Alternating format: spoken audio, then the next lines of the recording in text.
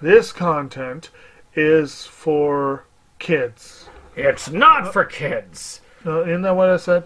No, it's not for kids. If you are 13 years or younger, this is not for you.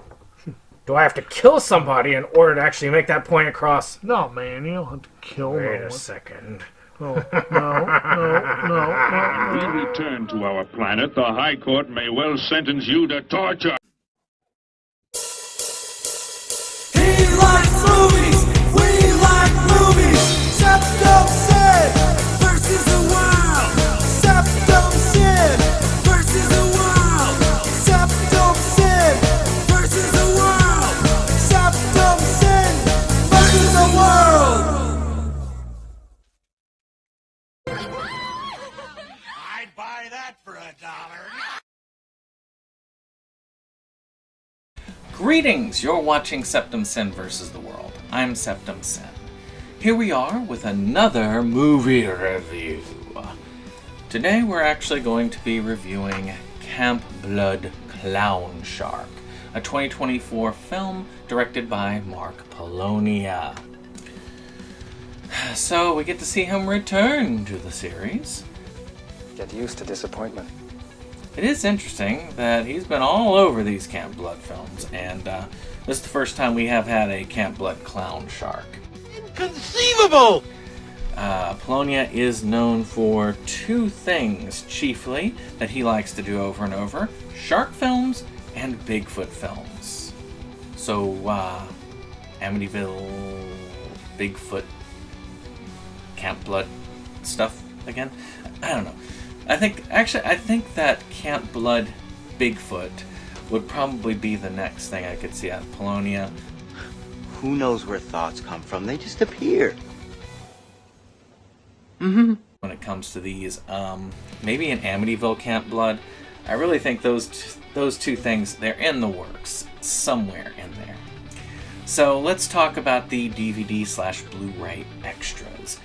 Well, there's not much here. There's a commentary track, which Polonia does tend to do, and it gives a little bit of insight. There's no subtitles. Always no subtitles. So let's just get into the plot. The Camp Blood Killer is back, and then he's dead. But little do people realize that a shark has become the new Camp Blood Killer, and it's on a bloody warpath. I applaud the runtime of this film being just a little over an hour. Usually I see these films and they can become really stale really fast because of pacing issues. I don't feel that it gets too slow at any given point. The plot itself walks the line of it's so bad it's good, and it's so bad it's bad. And this tends to happen with a lot of Mark Polonia films. There are some films that do have that it's so bad it's good quality. There's some that kind of are okay when it comes to horror, or even really good if you look at the Splatter Farm ones. And then there are some that are in that so bad it's bad territory where it actually gets kind of boring. From this film having a possessed trout to the way they threw a digital mask over B-roll of a shark, this film has a few legitimately funny moments. Another thing that's interesting is the film does have some legitimate creepy moments where you have the story of an individual who I think was once possessed of the Camp Blood Killer, and him having these creepy clown moments. I really, really would love to see more into this. I love the possession angle. When it came in 666, I think it was a great way to go. Something I wish that the Friday the 13th franchise had kept up with, which kind of had a possession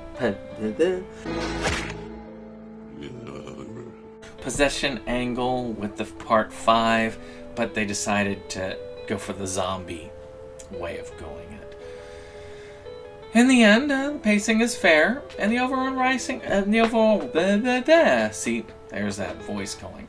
And the overall writing is okay. So this is actually not a bad one to watch.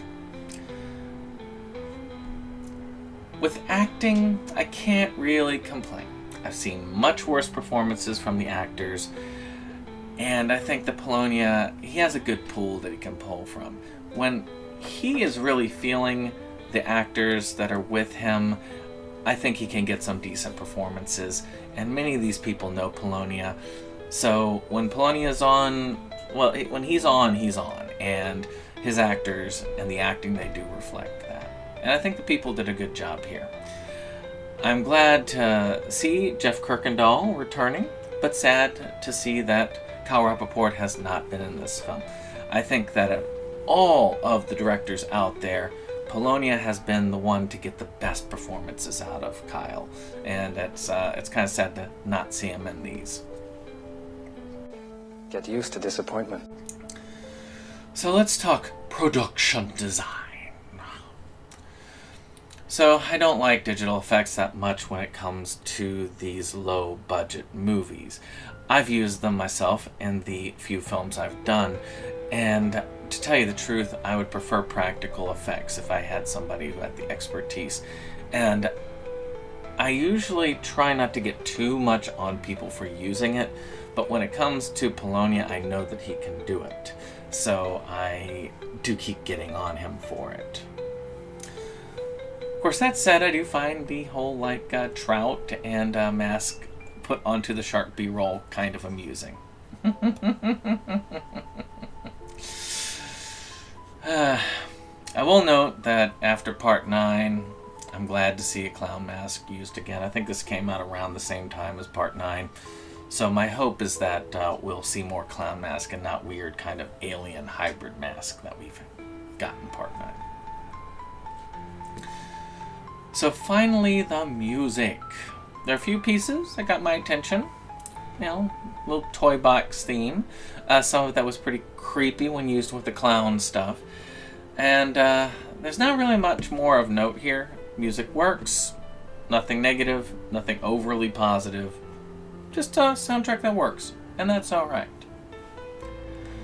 Finally, overall, this is a Camp Blood feature. We get combining Polonia's love of sharks and his Camp Blood formulas. And this results in a film that's not the best in the series, but far from the worst. I look forward to Camp Blood Bigfoot in our future. So finally, of course I don't put a rating on these. I look for who these are for. The first is Poloniacs. I think that is the term that they have. People who love all things Polonia. And you will not be disappointed here. You've got everything Polonia is known for. You've got a cast that he typically uses. You got Kirkendall, you've got sharks, and you got Camp Blood. Everything that you could love for a Polonia film, except for maybe Kyle, is present here. So you guys are going to be eating well with this. If you're a fan of Camp Blood, that is something that I think you'll be fine with here. This film is pretty par for the course. Nothing huge, but nothing bad either. I think that this one actually is on par with maybe part 8. Some of those. Better than the low end of the series, and definitely better than the lowest end of the series. But as far as the Polonia ones, I'd say it's on par with, Goes to Camp Blood, stuff like that. 3. Fans of micro-budget shark films. I mean, yeah. If you love those films, especially if you love the Polonia shark films, you will be eating well here today. And then finally, fans of micro-budget slashers. I don't think I really need to be saying that. I think you will know. Oh, yeah. So, that's pretty much it for the Camp Blood Clown Shark. Only one more review left, and I am caught up with the Camp Blood series, and I guess I'll be doing these as they come out after that point. So, I guess we'll see each other then. Until then, like, share, subscribe, and then we'll see you on the next one. Bye-bye. This is the end of the show. We hope you liked it though. We had our spin, but I'm afraid it's almost time to go. This is the end of the show, but we felt you'd like to know a bunch of friends right to the end. Our link just down below. This is the end of the show, so help us let you know. 'Cause here's Jake to say the things we thought just couldn't go. And now we would like to take a moment to thank our friends at the Rebel Gaming Club for our rollicking opening number that has been gracing our videos for some time now. And we want to thank all our friends who come out for various projects and what have you. We have numerous links below, and we very much encourage you to check them out and give the other people a visit as well.